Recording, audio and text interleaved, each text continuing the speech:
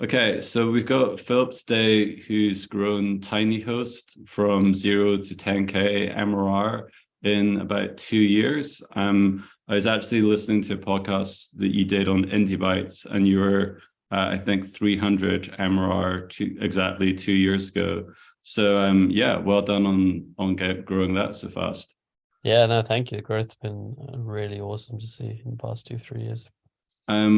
Yeah, why did you create TinyHost in the first place? And can you explain like what it is? Yeah, I basically, so I'm a software developer from my background, and I have created kind of static, websites for a few different, companies and clients I've worked with before. And what I realized was that a lot of people don't know how to do this, and it's actually quite easy to host your HTML online on things like cloud services like AWS if you know how to do it. So I wondered if we could automate it and just make it more accessible to a larger audience. Would that be something like a viable product? And I wanted to really explore SaaS and figure out basically how to market a product. And this was like an idea that came up, so I built it part-time in a month, and I shipped it. Didn't really know what kind of use case people would kind of use it for, so I deliberately kept it quite plain and simple. And It's been really amazing to see what people have used Tiny for. And Yeah, I'm still learning every day when I see content being uploaded, different use cases. But we have quite a large demographic, which is good and bad. So we definitely have everyone from marketers to students to people from hospitality kind of users to upload the content. And I think we've basically just captured this kind of niche, which is hosting for non-technical users, or low technical users, which a lot of other platforms don't capture. They target like startups or people from a technology background, or they are like web builders, right? It's like Squarespace and Webflow and that kind of stuff. But no one allows you just to simply put content online in like a few seconds. So that's what we do, and we've been quite successful with that. Yeah, that's awesome, man. Yeah, that's great. I think it kind of reminds me of, yeah, website builders like Card, where they have such a diverse range of customers. So they have Yeah. people like, I think the one thing that started with Card that got really big was like K-pop like fans Okay. making like tribute pages. And the founder is like this, programmer from the States. And he's like, I have no idea what this is. So Yeah. how do you find that for kind of how do you find like marketing to people when you've got quite a diverse like range of customers? Yeah, I mean that's something that's is quite difficult, and something we're trying to work out. But like we don't market specifically to verticals right now.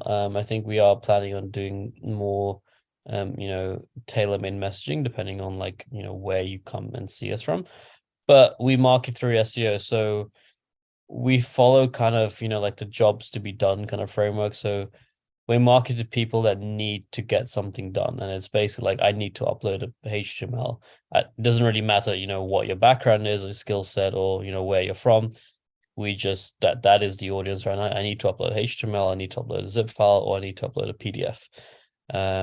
And that's most of our SEO kind of strategies around kind of targeting those kind of keywords.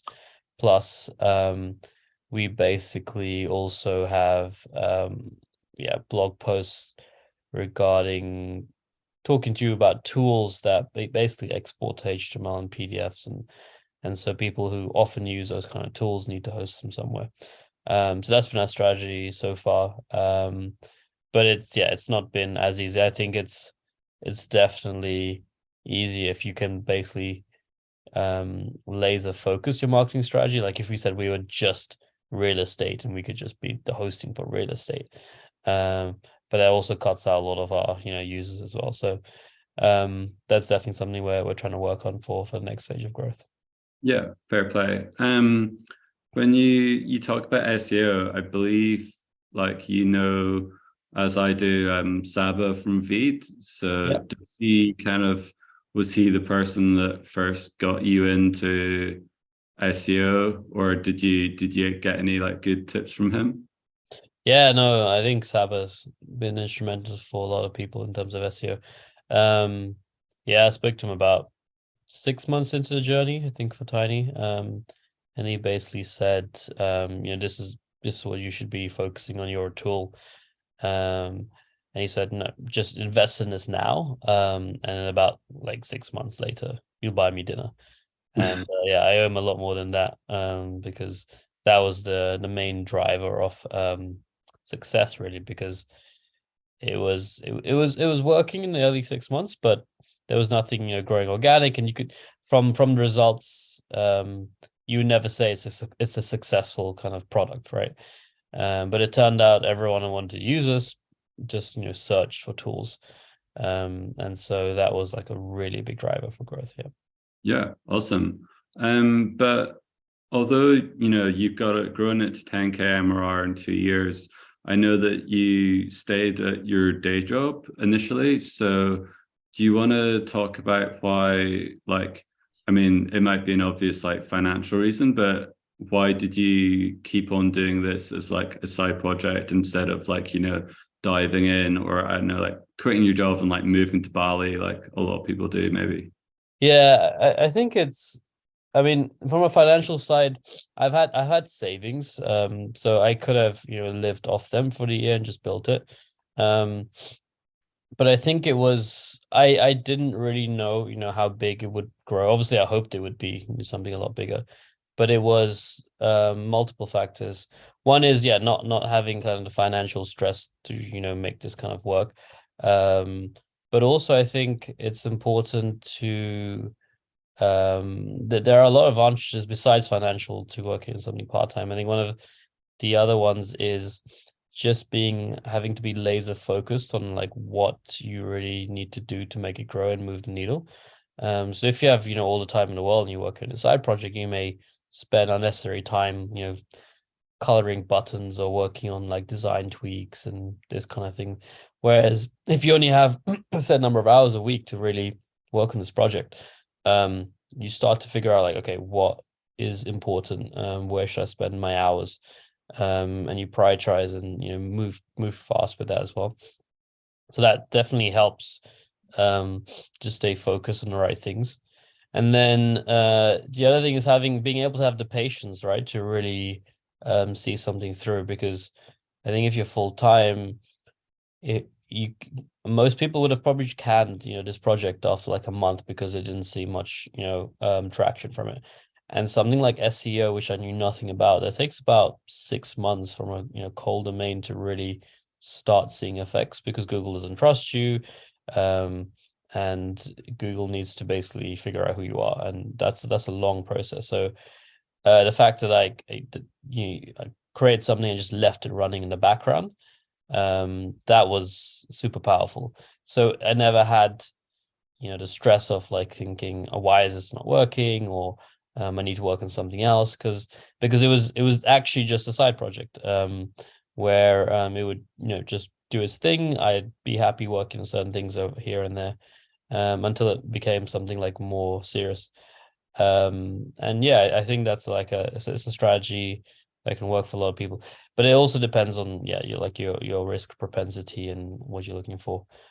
So I'm definitely much more for keeping it small inside until you don't until it can't be. But some people dive into it as well. Yeah, no, that's really cool, man. I think it's kind of smart the way that you talk about, yeah, limitations of time can be a good thing. I can Yeah. remember like many years ago now, I was into like music production and I had a 9 to 5. So I was just like, right, I'm just gonna spend like an hour each evening working on beats. And I got way more done there than when I was like, I know, a student or whatever, when I had like, days and days Yeah. like totally free. So yeah, sometimes if you've only got like an hour to work on your side project each day, you can actually get more time than the full time where you've got all the time in the world. exactly. How did you like? I think when you started Tiny Seed, you did like a lifetime deal. Do you want to Yeah. talk through the kind of like if you'd how you'd advise people to do that, or the kind of pros and cons of a lifetime deal? Yeah, that seems like a like years ago now. But I think a lifetime deal, it's it's really great to like really give you a lot of cash very quickly. I think we raised around 3 to 4K in a week or something like that. Um, but you really need to do it carefully. I think the pros are you can get a lot of attention on it, and you can get a lot of customers who basically will sign up because of the FOMO kind of philosophy. Well, they'll basically sign up to something, but then they won't use it. So we still have, I think, customers who signed up and paid. We allowed stacking, so you could buy like 5 of them. So people paid like $250 basically for the LTD and probably logged in once and never uploaded anything. So it means you get a lot of customers and not need to really support that volume as well, which is good. But it needs to be done well. I think things like AppSumo and the big platforms are not the greatest, mainly because how much revenue they take. And a lot of the LTDs you see are pretty much designed to be kind of like this pump and dump kind of product. So they exist purely just to launch an LTD. They make a lot of money, then they won't update the app after that point. So I don't know how much advantage it kind of how much of an advantage it gave us. I didn't particularly deploy that cash in areas, I guess, which grew it even more. Again, I didn't know where to deploy the cash. In hindsight, I now know that. But if you need that kind of capital for some reason quickly, I think it helps.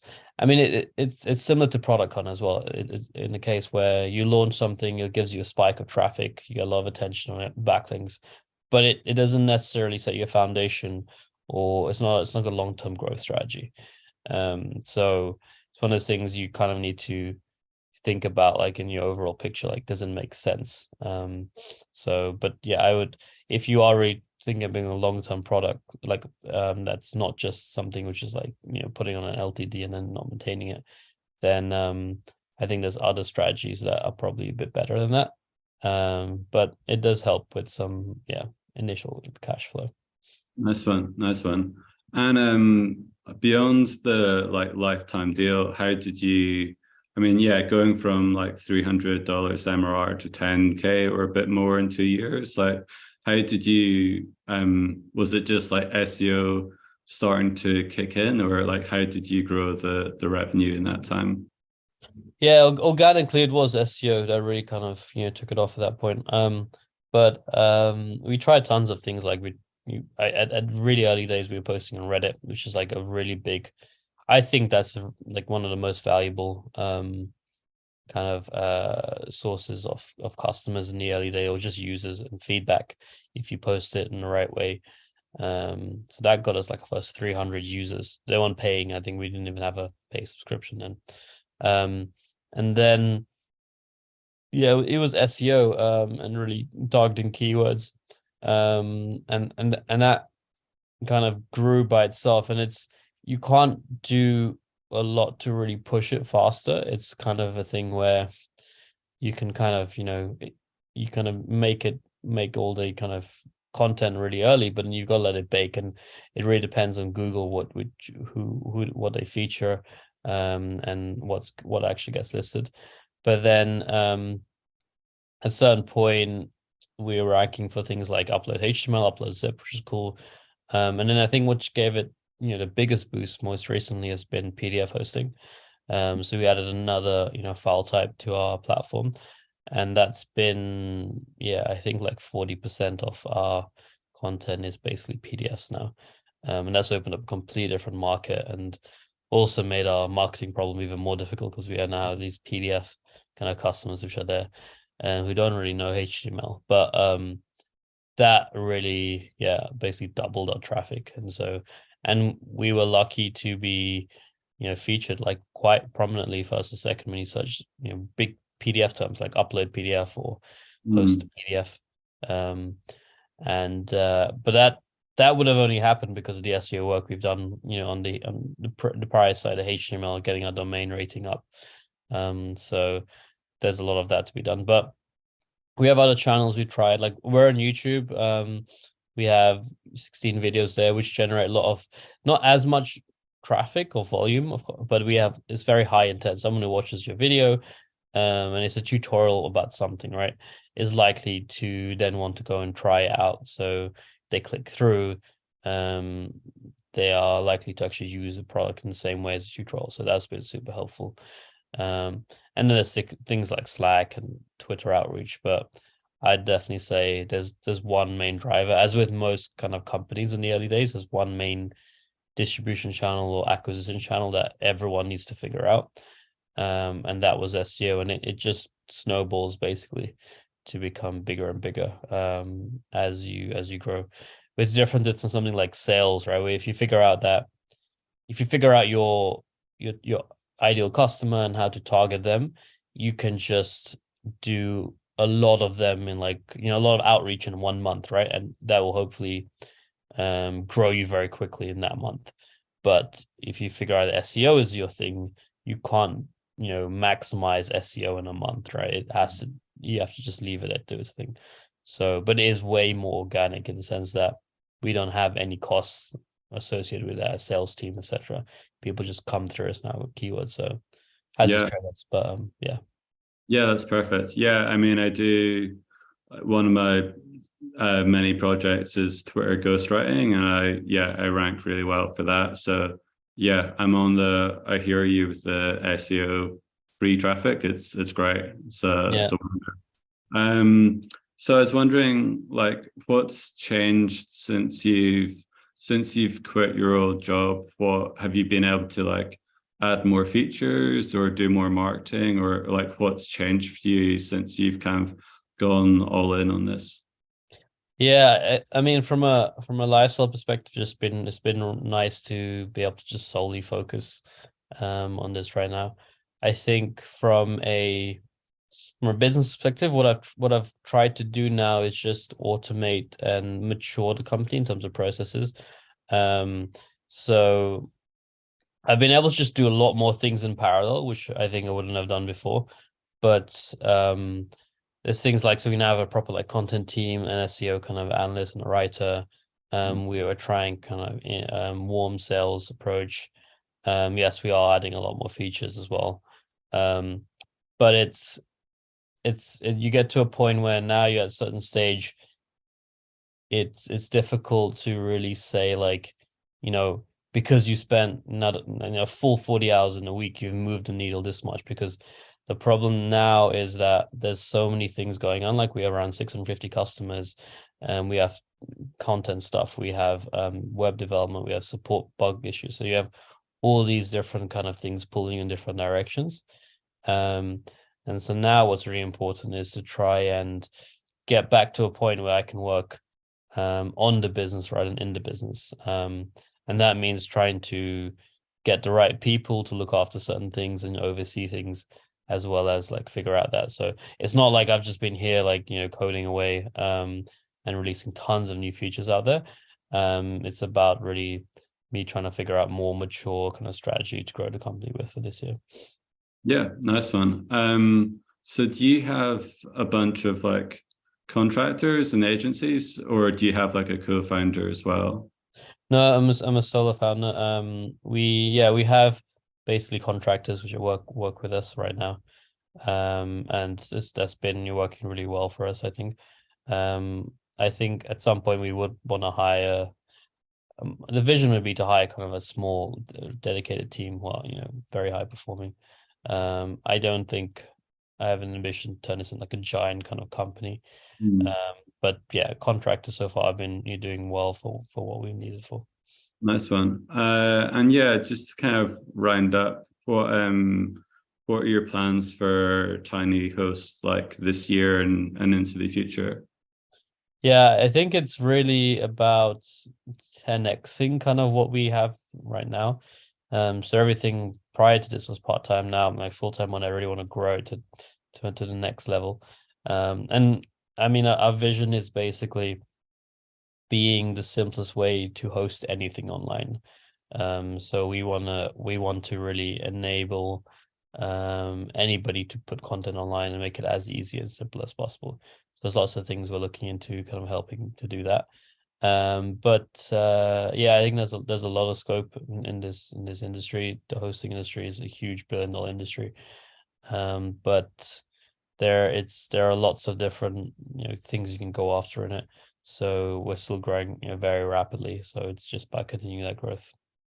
Yeah, awesome. That's cool, man. Oh, well, good luck with Tiny Host in the future, and been great talking to you today about your really fast growth to 10K.